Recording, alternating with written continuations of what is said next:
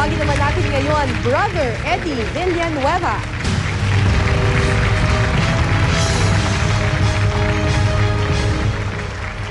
Brother Eddie, ang magtatanong po sa inyo, si Miss Jessica Soha.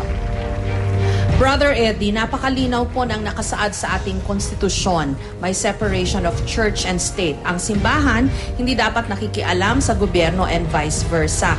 Pero heto po kayo, tumakbo na dati for president, ngayon running for senator.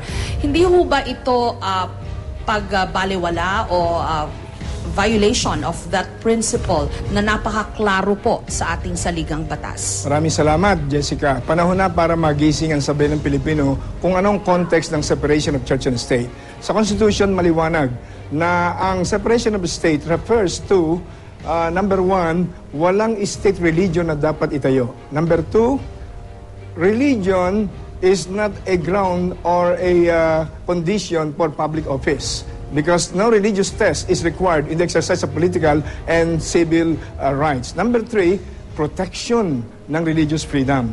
Ito ang tunay na konteksto ng separation of church and state. Noong unang panahon, may Presidente Ramos tayong protestante, Senator Clavier na protestante, Senator Santonino Rasul na Muslim, Senator Tamano, mga magagaling na Pilipino, hindi pinag-usapan ng relihiyon. Kung pinapayagan natin ang mga artista, pinapayagan natin ang mga abogado, ang mga inyero, ang iba't ibang mga profesyon.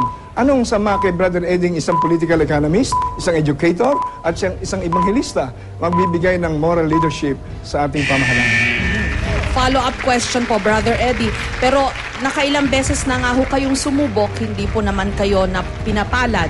This time, bakit nandoon pa rin po yung kagustuhan ninyo na pumasok sa politika despite your previous and your previous failed efforts? Isang overwhelming na ebidensya yan, Jessica. Si Brother Eddie hindi politiko. Kaya pag tayo meron simulain, pagmamahal sa bansang tunay, hindi tayo pwedeng pigilin ng anumang tests and trials. Kung si Dr. Jose Rizal, Bonifacio, Mabini, Jacinto ay nag-give up, wala tayong kalayaan ngayon.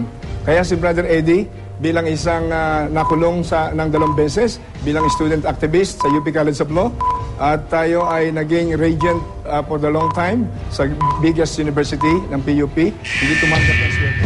Salamat po.